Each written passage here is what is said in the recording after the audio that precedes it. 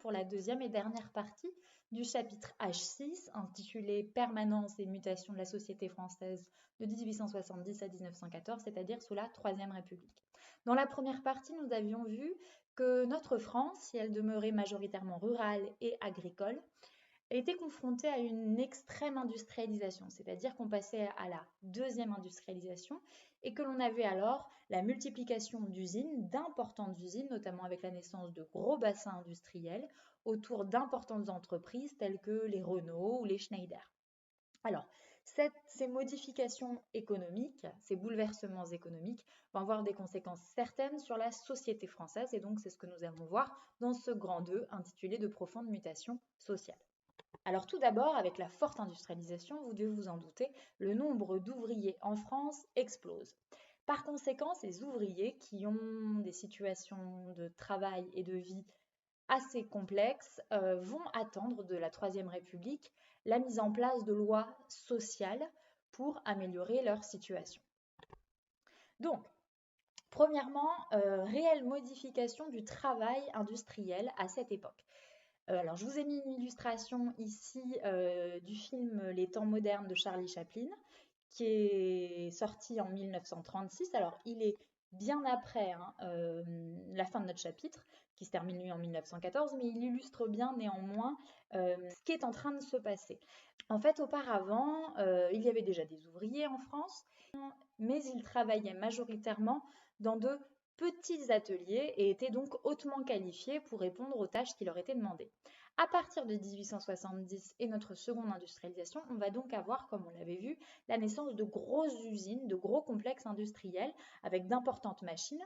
Et de fait, nos ouvriers qui auparavant étaient hautement qualifiés, là, on ne leur demandera aucune qualification. Ils seront attachés à des tâches très précises qu'ils devront effectuer de façon répétitive dans un temps limité sur des machines. Et donc, c'est la naissance de ce qu'on appelle des ouvriers spécialisés. En réalité, c'est spécialisé sur une tâche très claire, très simple. Et c'est les débuts, les prémices du travail à la chaîne. Alors, ce travail à la chaîne, que vous avez illustré juste ici, va naître en 1910 en réalité, dans les usines Ford aux États-Unis. Donc, on n'est pas encore sur un travail à la chaîne à proprement parler, mais c'est le début de ce travail industriel sur des machines de façon répétée, sur des petites tâches très précises. Et donc, c'est une modification certaine du travail de nos ouvriers en France. Alors, ces ouvriers ont des conditions de travail et de vie particulièrement difficiles. Ici, je vous ai mis une petite liste d'éléments, mais il y en a bien d'autres. Les journées de travail sont en moyenne en France de 12 heures par jour, parfois plus. Le travail des enfants est légion, il est très important également. Il n'y a pas de protection sociale, c'est-à-dire aucune couverture de santé. Les ouvriers ont un travail très dangereux. Les accidents de travail sont extrêmement nombreux et ils ne sont pas reconnus. Vous ne touchez à l'époque aucune aide, aucune subvention étatique en cas d'accident de travail. La rémunération des ouvriers est également très faible, donc autant vous dire que leur logement et autres sont très insalubres. Nos ouvriers, qui sont de fait de plus en plus nombreux, vont progressivement prendre conscience d'appartenir à une classe commune, la classe ouvrière, en partageant différentes valeurs communes, une situation similaire, et vont décider de s'unifier, de s'unir, afin d'obtenir des avancées sociales, et notamment une amélioration de leurs conditions de travail. L'action principale utilisée par les ouvriers pour obtenir une amélioration de leurs conditions de vie et de travail ne sera autre que la grève. La grève qui a été nouvellement acquise va massivement être utilisée par les ouvriers. Ici, vous trouvez quelques illustrations de grèves organisées à travers le pays entre la fin du 19e siècle et le début du 20e siècle. Ces grèves sont souvent organisées lors d'une date précise qui n'est autre que le 1er mai. Aujourd'hui, le 1er mai, vous connaissez cette date comme la Journée internationale du travail. Ce n'était pas le cas auparavant. En fait, le 1er mai trouve ses racines dans les pays anglo-saxons et principalement aux États-Unis. À la fin du 19e siècle, les ouvriers s'unissent et se mobilisent, font des grèves afin d'obtenir la limitation du temps de travail à 8 heures par jour. Ici, vous avez le slogan de l'époque qui va être repris à l'international puisque ce qui est né aux États-Unis va avoir lieu partout dans le monde et notamment en France. Ce slogan n'est autre que 8 heures de travail, 8 heures pour les loisirs et 8 heures pour le repos. Et donc, c'est exactement ce que vont demander nos ouvriers également en France lors des 1er mai, qui seront des journées donc de mobilisation massive de la classe ouvrière. Lors de ces grèves, les ouvriers sont soutenus par ce qui vient d'être nouvellement autorisé en France, qui ne sont autres que les syndicats, parmi lesquels le principal n'est autre que la CGT que vous avez juste ici. Ces grèves massives, notamment en 1906 par exemple, il y aura plus de 1300 grèves organisées à travers la France, seront souvent réprimées par le gouvernement, par le pouvoir en place. Alors ici, vous avez un homme que vous connaissez, un homme politique qui n'est autre que Georges Clemenceau, qui entre 1906 et 1909 est alors ministre de l'Intérieur et est confronté à de nombreuses grèves à travers le pays. Il est alors surnommé par les ouvriers le briseur de grève, car il réprime fortement ces grèves.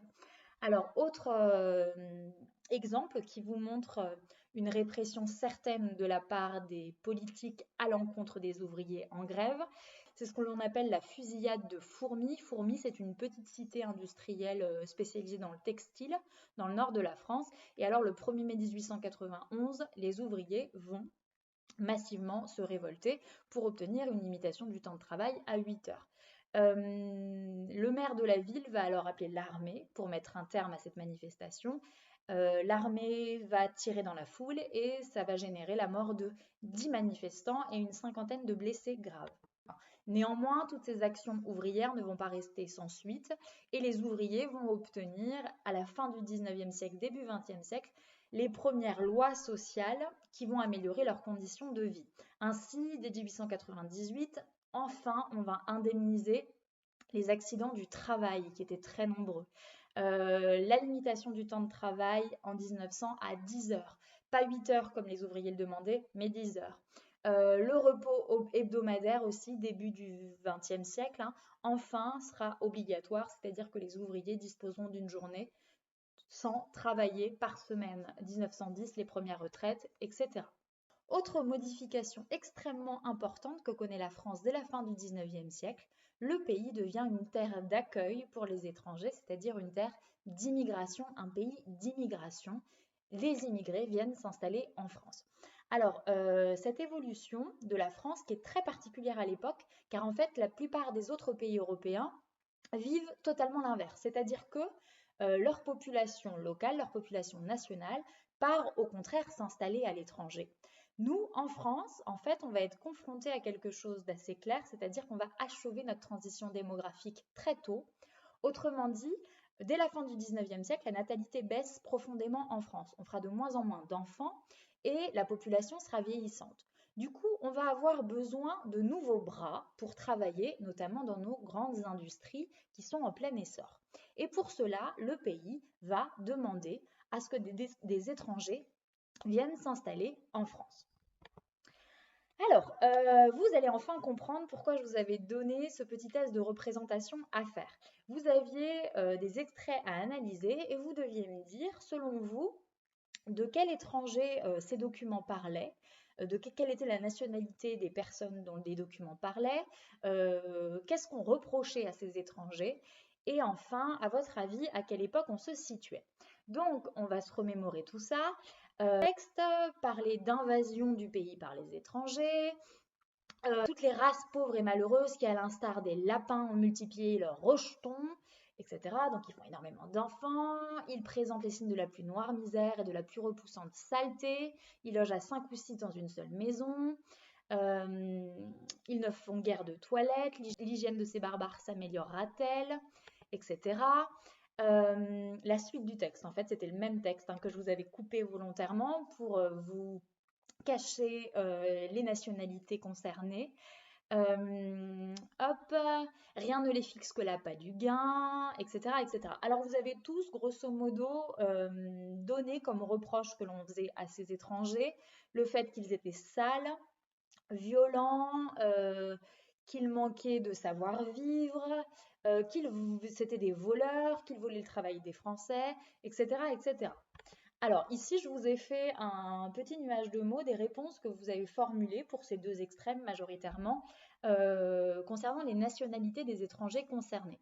Plus la nationalité, plus l'origine est importante, écrit en gros, plus c'est une réponse que j'ai retrouvée dans nombre de vos questionnaires. Donc pour vous, ce document parlait majoritairement d'Africains, d'Arabes, d'Italiens, de Noirs, de Maghrébins, d'Espagnols, etc.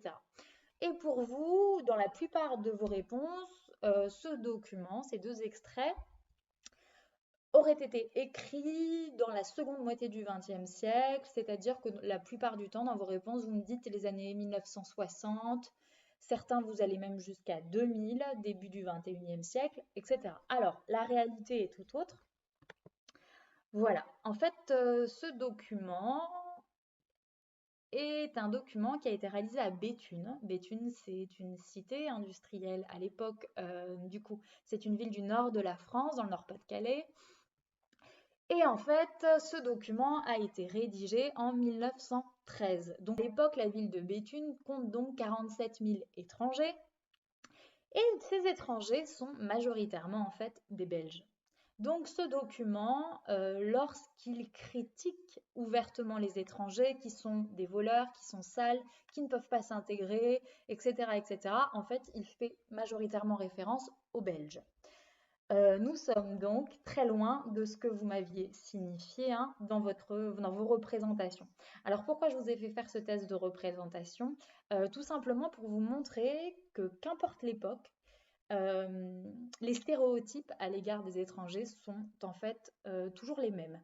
Le but n'est pas de vous faire une leçon de morale quelle qu'elle soit, en fait, c'est simplement que vous vous rendiez compte du coup, grâce à ce test de représentation, qu'en réalité, oui, les stéréotypes sont toujours les mêmes.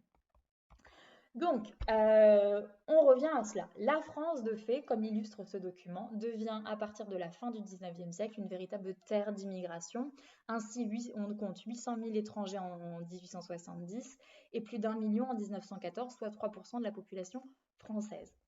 Alors, l'État français, en fait, va tout faire pour que ces étrangers, qui souvent venaient de façon saisonnière, c'est-à-dire juste pour travailler sur une courte durée, s'installent définitivement en France. L'objectif étant d'avoir des bras, puisque nous n'avons plus assez de travailleurs en France, puisqu'on fait de moins en moins d'enfants. Du coup, on va avoir notamment la naissance du droit du sol. Avec une loi de la nationalité très très importante prise à la fin des années 1880 qui dit que tout enfant né d'étranger sur le territoire français deviendra automatiquement français à sa majorité. Donc c'est véritablement le droit du sol. De plus, l'État français ne va pas hésiter à naturaliser, c'est-à-dire à donner la nationalité française à un nombre d'étrangers, puisqu'on en a besoin, on fait appel aux étrangers pour répondre aux besoins de main-d'œuvre. Donc cette immigration, à l'époque qui nous concerne, est majoritairement une immigration de proximité, comme vous l'avez vu à Béthune. En fait, ce sont principalement des Européens qui vivent proches de la France, qui viennent répondre aux besoins en main-d'œuvre du pays. Alors, on va trouver en premier des Belges, des Italiens, des Suisses ou encore des Allemands qui s'installent très souvent dans les zones frontalières, comme vous le voyez ici. Ils travaillent à 60% dans l'industrie, certains également dans l'agriculture, notamment saisonnière. Et vous le voyez, en fait, on les retrouve principalement, nos étrangers, dans les grandes régions industrielles et notamment du Nord, dans les mines. Alors, l'arrivée d'étrangers va également générer des réactions xénophobes de la part d'une partie des Français, c'est-à-dire une hostilité à l'encontre des étrangers.